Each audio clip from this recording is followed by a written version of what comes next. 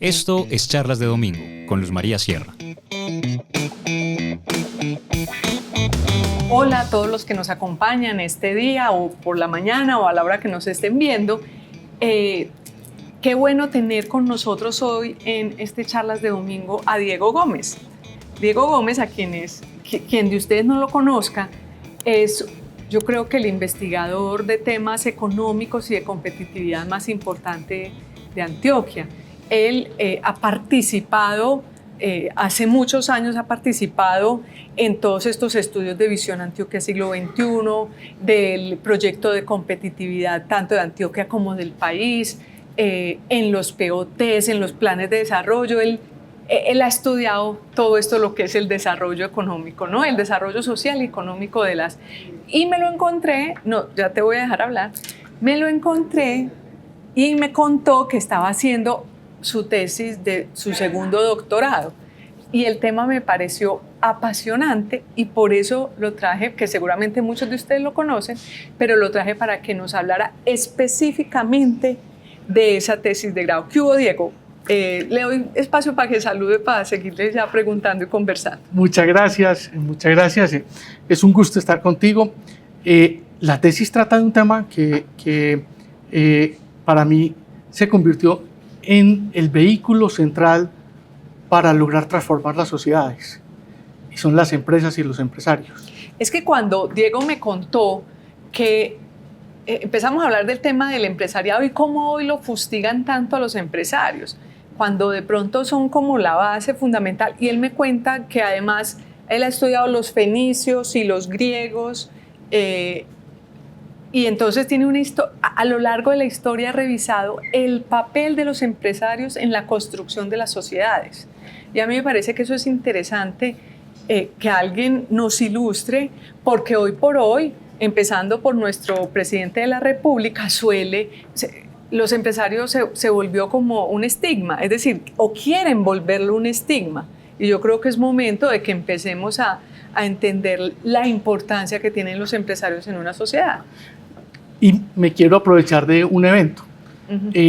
A todos nos está sorprendiendo muy gratamente los niveles de desempleo de Medellín y Antioquia.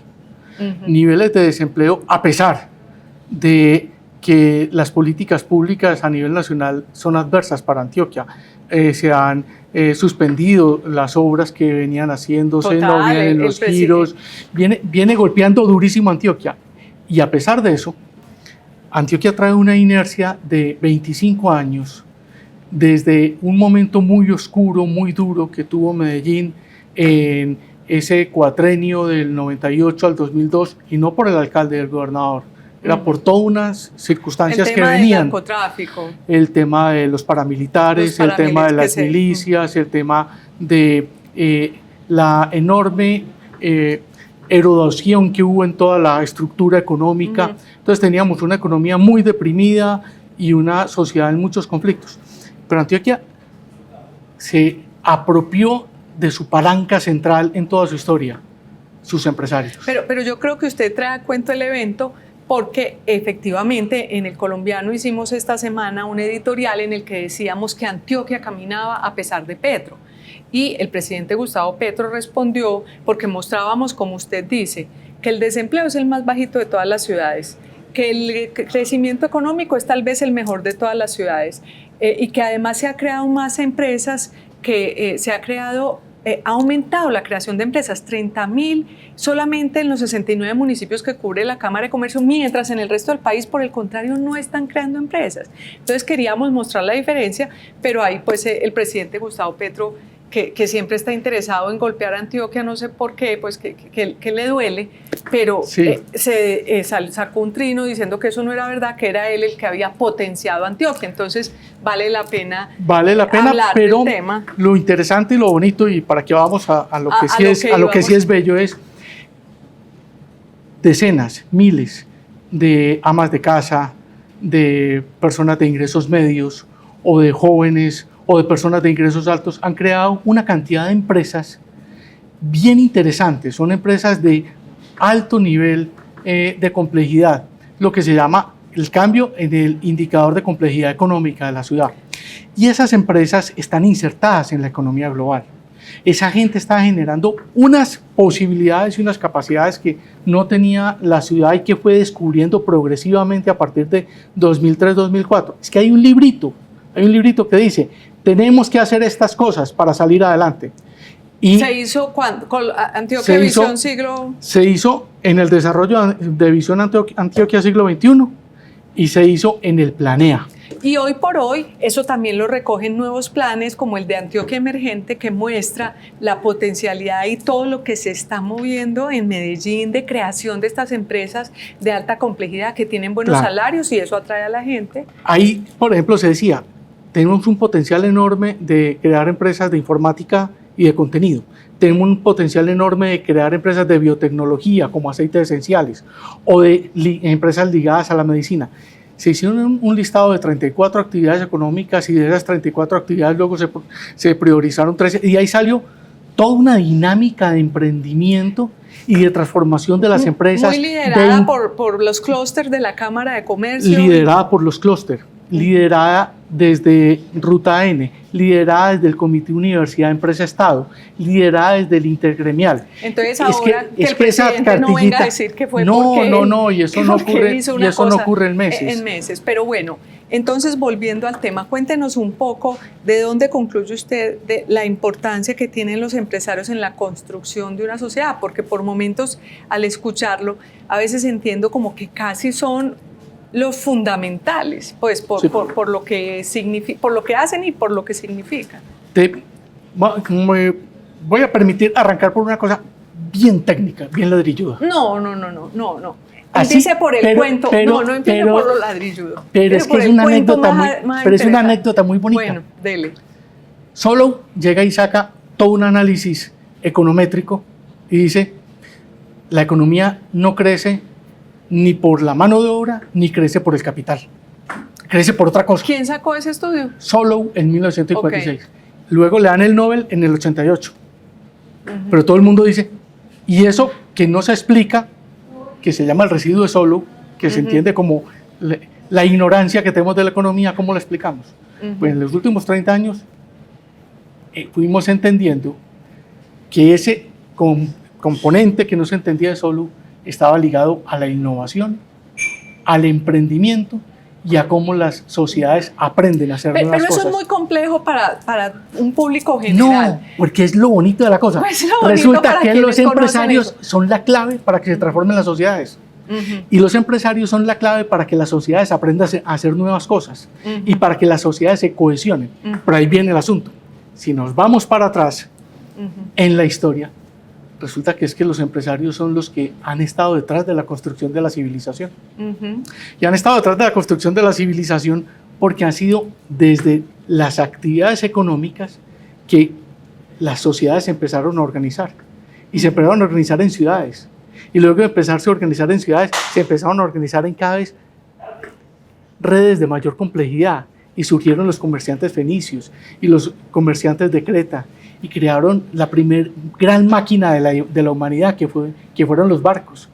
Barcos que tenían que hacer con el concurso de muchísimos artesanos y muchísimas otras industrias.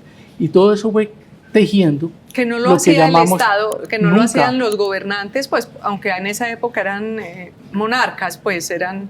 Ahí fue lo bonito, porque es que en estas sociedades de empresarios imperaban democracias muy incipientes y democracias muy oligárquicas, porque eso estamos hablando de... Estamos hablando de Fenicia y Atenas. Eso es... Fenicia y Atenas, antes de 500 años antes de Cristo. 500 años antes de Cristo. Y esos grupos, ¿cómo se autogobernaban? Entre pares que eran dueños de barcos y unos sacaban los papiros, los otros sacaban el tinte morado de Fenicia que vendían en todo el mundo porque era el que permitía el rojo púrpura de los reyes, que vendían los cedros de Fenicia para hacer las obras más importantes como el templo de Jerusalén. Esos comerciantes que empezaron a tejer todas esas cosas elegían un gobernante entre pares. De ellos. Y eso siguió en varias fases de la historia, y eso fue lo que ocurrió en Venecia con el Dux, y eso fue lo que ocurrió en Ámsterdam con el Regente. Esas raíces incipientes de la democracia fueron las que se trasladaron ya en la Ilustración a crear el Estado moderno. Que un poco tiene que ver con que los empresarios tienen otra filosofía de vida, de intercambio, de normas, de contrato, ¿no? Sí. Comparado con de pronto los gobernantes que buscan un poco el poder para dominar. Es que ahí viene el asunto. El empresario ha sido el creador, el constructor. ¿Y quién ha sido el depredador del creador y del constructor? El guerrero, el saqueador. Entonces, a los fenicios, ¿quiénes los arrolló? Los arrollaron Alejandro Magno. Alejandro Magno. Alejandro Magno, de hecho, arrasó con Tiro y con Sidón. Y hasta ahí llegaron esos fenicios de la parte este del Mediterráneo. Sobrevivieron a donde él no llegó, Cartago. Los fenicios de Cartago siguieron muchos más años, y a los fenicios de Cartago, ¿quién los arrasa? ¿Quién los arrasa? Los romanos. Venga, y en Atenas, ¿cómo fue la situación? Atenas terminaron siendo arrasados desde muy temprano por Alejandro Magno. También. Claro. Entonces Alejandro Magno, Macedonia, lo primero que se toma es Atenas. Alejandro Magno acabó con las imberbes democracias que había. Con esas estructuras democráticas, pero cuando cae Roma, quienes huyen de Roma se esconden en un lago, porque al lago no podían llegar ni los militares de a pie, ni los militares de a caballo, y se esconden allá. Y ese grupo de romanos que se esconden allá se encuentran con una joya que no se esperaban: sal natural en las lagunas. Y se convirtió en el moneda de cambio. Ya era importantísima y era moneda de cambio, ya los romanos lo usaban como moneda de cambio, pero estos tenían sal, y entonces aprendieron a coger esa sal y río arriba por el Po y por el otro que queda más al norte se me olvidó el nombre en este momento. Antes de Trieste, okay. Exactamente. Bueno, empiezan a subir río arriba con canoas vendiendo la sal. Ajá. Y a ellos les pagaban con bienes, porque mucho era trueque porque no tenían. Sí. Y entonces estos recogían esos bienes y entonces dijeron, pues vendámoslos también. Y ahí nació una cultura comerciante. Una cultura comerciante. Venecia. La Venecia, okay, que ni siquiera estaba en el lugar que estaba ahora. Estaba en otro lugar que todavía era vulnerable y que luego fue invadido en el 875, entonces luego se trasladaron al lugar que él sí era, en donde sí está ahora, que era más invulnerable. Pero para poder seguir comerciando tenían que desarrollar una tecnología clave: los barcos. Y ahí es donde nace todo ese proyecto enorme de Venecia, la Serenísima Venecia, que fue una república de 1000 años. Venecia estuvo presente y fue la ciudad más rica de la historia entre el año 800 y 1800. Y dio lugar a todo lo que fue el Renacimiento, la Ilustración, se desarrollaron como todos los valores de la democracia. Y muchas cosas. Por ejemplo, ellos fueron los que desarrollaron muy buena parte de los bloques de conocimiento de la matemática, porque necesitaban registrar los números, necesitaban hacer sus cuentas. Generaron los excedentes con los cuales se podía pagar a los pensadores, a los artistas. El Renacimiento tiene por detrás a unos empresarios que generaron los excedentes y las capacidades suficientes para hacer todo eso. Generaron los contratos, los seguros, generaron la forma de Estado que tenemos, generaron la estructura de la democracia, generaron la separación de poderes, generaron el respeto a la ley. El respeto a la ley es la base de la sociedad. Y todo eso lo arman estos venecianos. Los empresarios, sí. Los empresarios venecianos. Llama la atención porque algunas personas dicen que son las guerras las que hacen avanzar las sociedades, como si fuera esa industria militar y eso. Algo hay de eso probablemente. Pareciera pero por la no. parte, pero por como si fuera un lado oscuro. Es que usted me hace pensar en lo siguiente, que mientras los empresarios desarrollan la ciencia, como dices, que era, es decir, dejar de gobernar a la gente bajo el miedo y el terror de que todo el tema de la religión tan envolvente, los guerreros les interesaba era mantener esa ignorancia de pronto. Entonces es como dos desarrollos paralelos en la historia que hasta hoy vienen, ¿no? Que hasta hoy lo estamos viendo. Lo estamos viviendo. Lo estamos viendo porque es lo bonito de todo esto. Es como si tuvieras la vida entre ángeles y demonios. La vida entre esa sociedad que fue capaz de crear convivencia, cultivar, pastorear, tener sus rebaños, y los depredadores, que eran las otras tribus que todavía eran cazadoras, que los agredían, les robaban todo, y entonces estos no le quedan tampoco con otra opción sino también aprenderse a defender. Pero es como esa vida de ángeles y demonios que estaban en todas partes. Los venecianos eran agredidos por Carlomagno, eran agredidos por los visigodos, y ellos, por ese lugar que tuvieron, eran una excepción en la historia, pero una excepción desde la cual se construyó. Lo mismo ocurrió con Ámsterdam. Es que Ámsterdam también era un lugar lacustre, Los Países Bajos de hoy, sí. Sí, y en Ámsterdam, ¿qué es lo que surge? Ellos también se repliegan, se asientan en unas ciénagas, aprenden a desecar, a armar los canales, pero aprenden una cosa: aprenden a salar el arenque y a tener arenque salado y venderlo, a empacarlo en barriles y venderlo, y de ahí nace una capacidad comercial también extraordinaria. La persona que descubrió cómo salar el arenque y cómo conservarlo ha sido declarado por los neerlandeses como la persona más importante de su historia. Ah, qué bien. Y entonces este personaje pues fue el que creó toda la sociedad. Es que ellos, fíjate que por un lado es la sal, por el otro lado es el arenque salado, desde el cual generan todas unas capacidades. El tema de Países Bajos es bien bonito y bien interesante, porque primero es un proyecto construido desde la tolerancia. Entonces allí pudieron llegar los judíos, pudieron llegar los católicos, pudieron llegar los protestantes, pudieron llegar los hugonotes, y se arma es un crisol de culturas, pero sobre todo un crisol de capacidades y de tolerancia. En medio de esa tolerancia surgen muchas cosas muy bonitas, porque esa democracia que arman se monta sobre una libertad para emprender y una libertad para pensar. Se generan un grupo de pensadores, de científicos, de derechos, de respeto. Por ejemplo, los derechos de la mujer primero se hicieron ciertos fue allí. ¿Ah, sí? Las mujeres podían tener propiedad cuando solo en ninguna parte del mundo no se respetaban los derechos de propiedad de la mujer. Allí se respetaban, y eso lo trasladaron como una tradición a Nueva Ámsterdam, Nueva York, y por eso esos por eso elementos. Nueva York también es tan progresista. Porque viene de los holandeses y construye eso desde la cultura holandesa. Y Nueva York se demora para firmar el acta de dependencia americana, exigiendo que esas cosas quedaran en el acta de independencia. Ah, qué bien. En la declaración de independencia. Entonces, muy, muy bonito, muy interesante. Pero es que es tal la influencia de Ámsterdam en el siglo XVII que termina de siendo... los empresarios de Ámsterdam.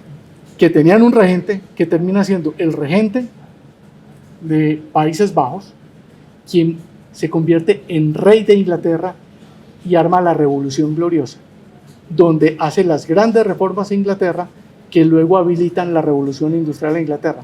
Pero además, esa Revolución Gloriosa es la que se traslada a las charters de cada una de las colonias y pasa a ser la base también de la Constitución norteamericana.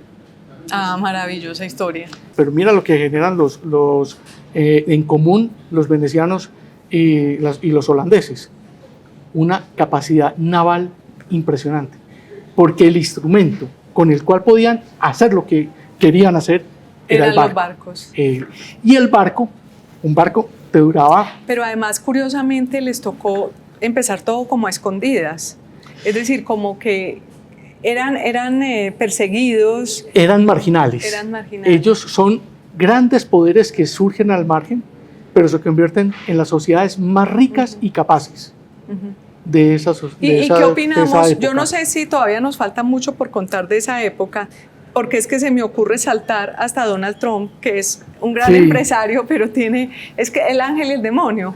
Okay. Yo no sé si es gran empresario, pero dicen que lo es. Y el otro, no sé, dentro de esa tesis o todavía no ha llegado hasta allá. Sí, no, mira, Yo creo que la historia de empresarios de los últimos 60 años ha sido fascinante y hay una persona que la ha recogido de una manera muy estructurada y muy hermosa en biografías.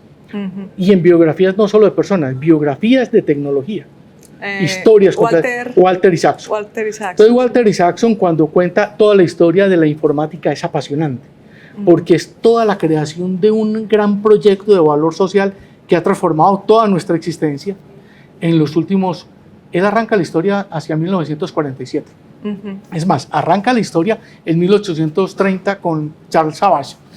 Y tiene otro libro fascinante de algo que estamos viviendo y que no somos muy conscientes todavía, pero que lo estamos viviendo, que fue lo que nos salvó del COVID. La tecnología genética, el CRISPR. Esta semana The Economist dedica la edición central al CRISPR. El CRISPR es la tecnología que permite editar los genes. Y él en este libro vamos a vivir toda la vida, los que quieran vivir toda la vida y los que tengan plata para vivir toda la vida van a poder vivir toda la vida. Y entonces toda su última historia es en torno a Jennifer Doudna, que es quien sistematizó la cosa. Pero entonces, en empresarios, los empresarios han transformado la sociedad, pero en los empresarios han habido ángeles y demonios. Yo creo que la capacidad de transformar la sociedad de estos empresarios, de estas dos tecnologías, ha sido maravillosa.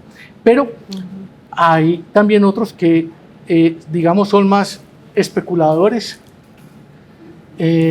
Y yo diría que en ese grupo de empresarios especuladores cabe perfectamente Trump.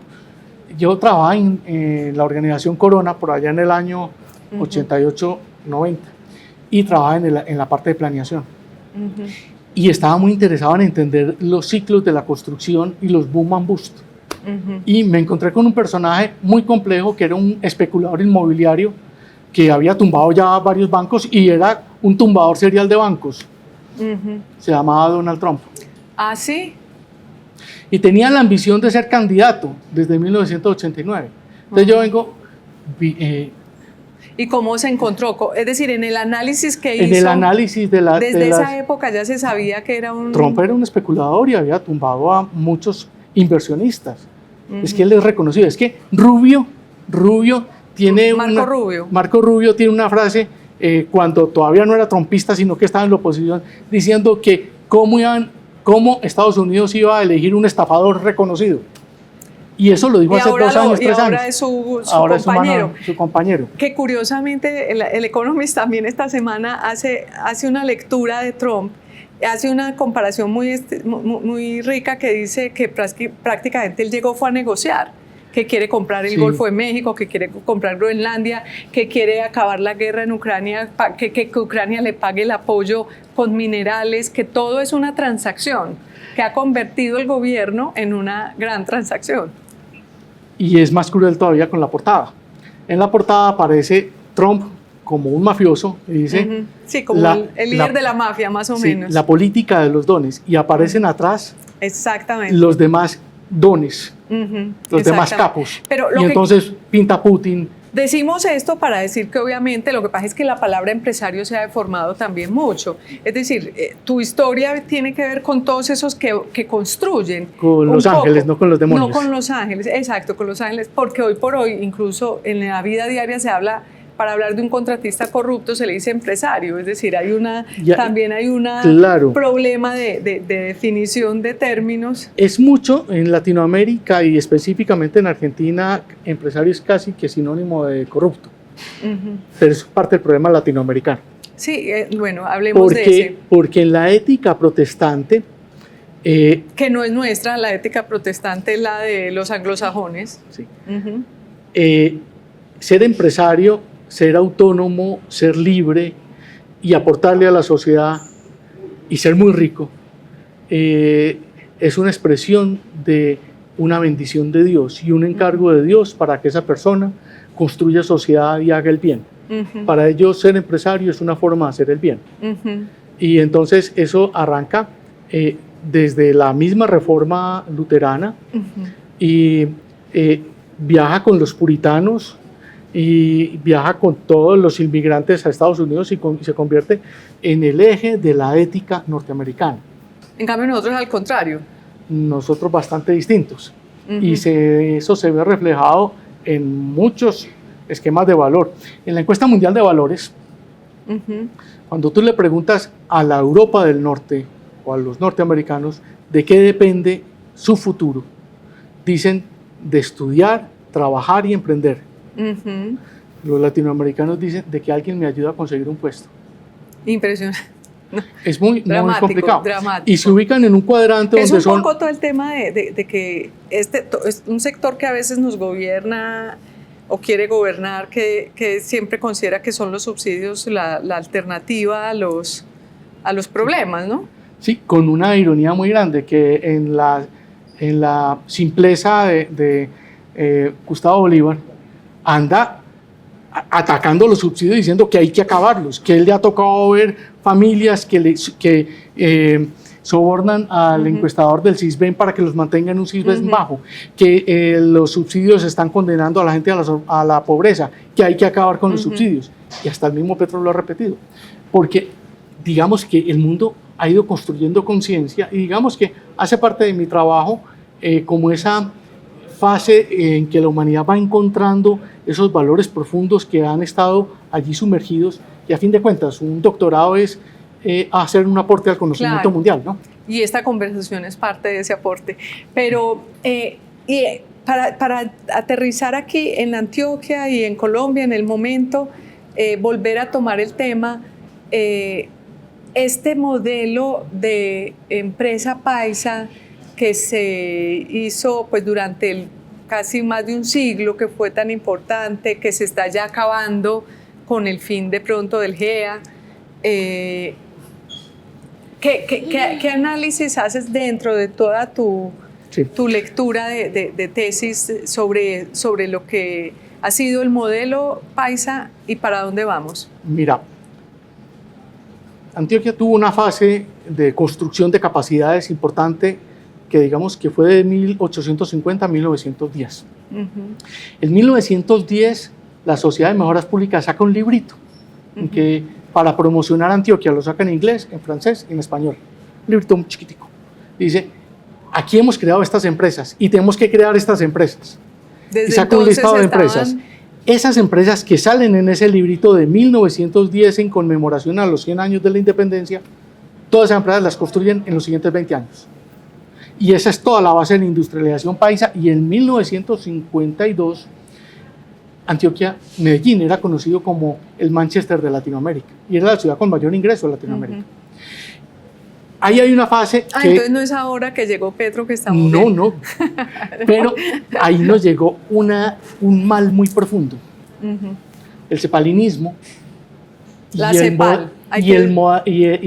Y el modelo estatista y de subsidios e intervención. La CEPAL, que es el Centro para Latinoamérica de Estudios Económicos de Naciones Unidas. Consejo Económico para América Latina. Sí. Y entonces, esa visión de economía cerrada, de sustitución de importaciones, fue algo que nos cerró y la economía antioqueña se paralizó entre 1952 y año 2000. Las grandes empresas que tuvimos y que venían con esa enorme inercia, que aparecían en un estudio que hizo James Parsons en 1967, prácticamente la totalidad habían desaparecido o entrado en la inocuidad en el año 2000-2003. Y por eso fue esa gran crisis. Y por eso en medio de esa gran crisis se dio el espacio para que surgieran esas violencias, con el medio de la primera violencia de los 50. Es decir, tú le sumas al hecho de que la economía dejó de funcionar bien por cuenta de esta visión cepalina, que eso puede ser una de las razones de la violencia. La primera violencia nos llena a Medellín de cinturones de miseria. Y en un momento en que Medellín ya no fue capaz de crear empleo. Entonces Medellín tiene problemas de desempleo, de niveles de desempleo por encima del 12-14% desde documentos que he revisado en 1964. Entonces, en medio de todo eso y en medio de una ciudad sin esperanza, sin futuro, que veía que su gran emblema, que era el edificio Coltejer, pocos meses después entraba en una crisis profunda, en medio de todo eso que nos acompañó durante 25 años hasta el año 2000, se generan muchas violencias. Se generan, entre ellas, la violencia del narcotráfico, se genera la violencia de las milicias, de las guerrillas, de más grupos extorsivos, y se nos descompone la sociedad de manera grave. Se nos descompone en medio de una ausencia de liderazgos, porque teníamos muy buenos empresarios, pero eran como si fueran empresarios vergonzantes. Entonces, era, lo digo por un familiar muy querido. Se había creado, se les creó como la...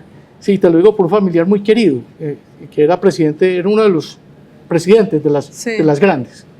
Y yo lo veía a él, una persona buena en todo el sentido, pero angustiada. Tuvo que irse huyendo porque estuvo a punto de secuestrarlo Pablo Escobar. Entonces, esa sociedad queda muy golpeada, pero entonces, a raíz de todo eso, Antioquia y Medellín se reinventan en 2000.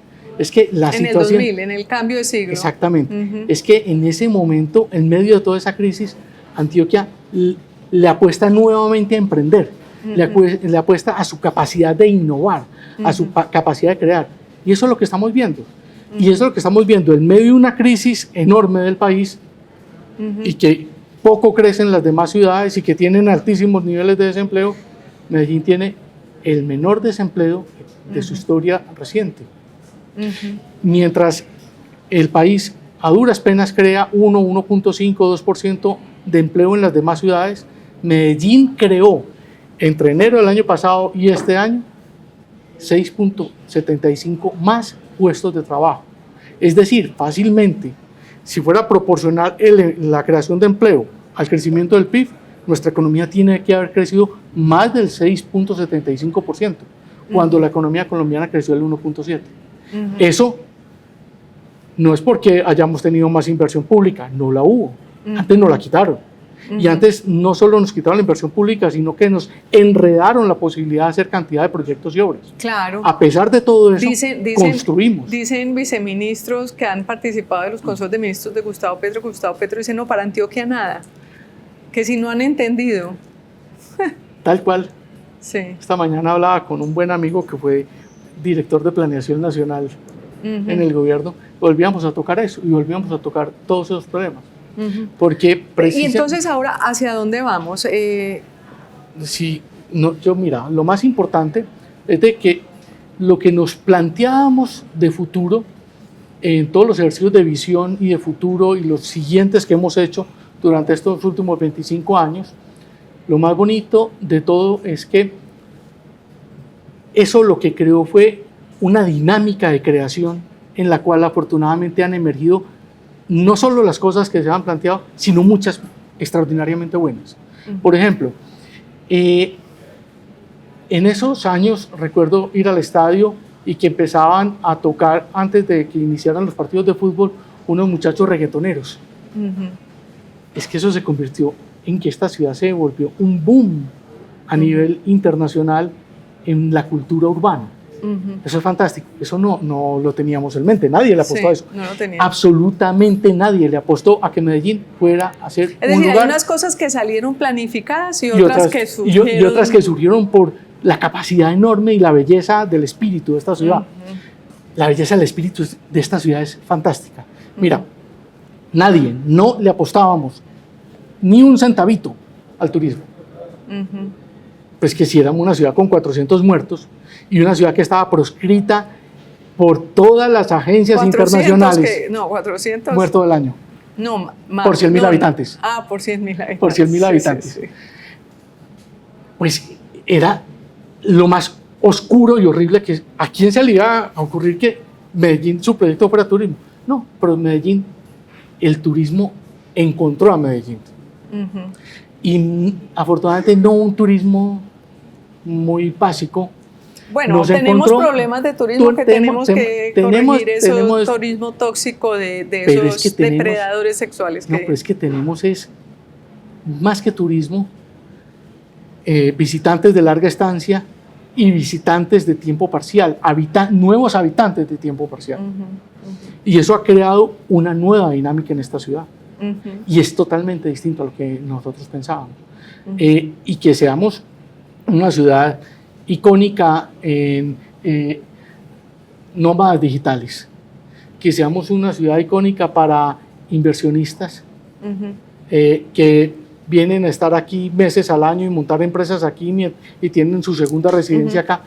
Este fenómeno es muy importante. Entonces se nos han creado muchas cosas que no eran las que nos imaginábamos, pero que fueron tal vez posibles a raíz de que toda esa otra dinámica de que estaba se generó. Todo, el fogoncito funcionando con todos los temas. Mira, una temas. dinámica muy clave, la decisión de las compañías de internacionalizarse. Cuando las compañías deciden internacionalizarse, eso fue como en los 80. 2003, 2002, 2003 fue la decisión de internacionalización. En 2000 prácticamente ninguna. Nicanor Restrepo hizo una entrevista, un estudio entre sus ejecutivos y encontró que casi ninguno de ellos tenía pasaporte y casi ninguno hablaba inglés. Estamos hablando de 99-2000. Y es cuando se da el cambio generacional, pero no solo en el GEA, sino en cantidad de empresas. Que fíjate que nosotros tenemos no solo en multilatinas las del GEA, tenemos muchas multilatinas. Pero entonces, dale. Pero es que ellos fueron los que empezaron a traer los visitantes de afuera.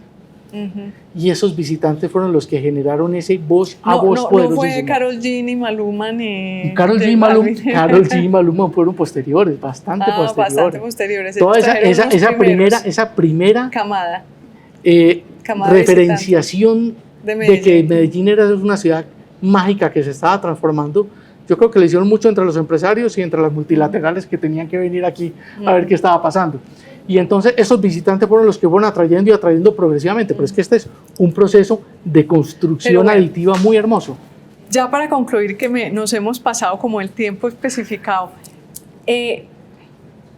una balance general, el hoy de los empresarios, porque claro, decimos esto, echamos todo este cuento y decimos, y más o menos los empresarios quedan como ángeles y yo creo que eso se puede probar, pero venimos a este tiempo y como Donald Trump hay una cantidad de empresarios especuladores.